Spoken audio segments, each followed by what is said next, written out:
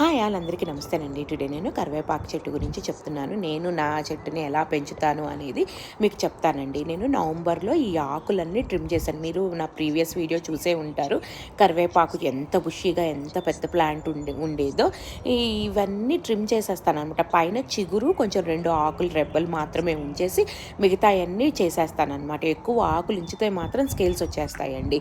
అందుకని నాకు భయంతో నేను మొత్తం తీసేస్తాను ఆకులు. అవన్నీ వింటర్ అంతా నేను యూజ్ చేసుకుంటాను. ఈ ఎప్పుడైతే నేను చెట్టు బయట పెడతాను అనుకున్నప్పుడు అప్పుడు మాత్రం పైన టాప్ అంతా స్టెమ్స్ని ఇలా కట్ చేశాను చూడండి. అలా ట్రిమ్ చేసేసి నేను బయట పెట్టేస్తాను. ఇప్పుడు 1 మంత్ అయిందండి పెట్టేసి. ఇప్పుడు చూడండి ఒక్కొక్క కొమ్మకి ఎన్ని షూట్స్ వచ్చున్నాయో 4, 5 వచ్చున్నాయండి. ఇప్పుడు కొంచెం కొన్ని రోజులు ఆగితే బాగా పెద్దగా పెరిగి బుషీగా వచ్చేస్తుంది అనమాట. ఇప్పుడు Epsom salt, banana peel water and then rice water, కొన్నిసార్లు ఇంగువ వాటర్ కూడా పోస్తూ ఉంటానండి. ఇలా పెంచుతూ ఉంటాను నా చెట్టుని.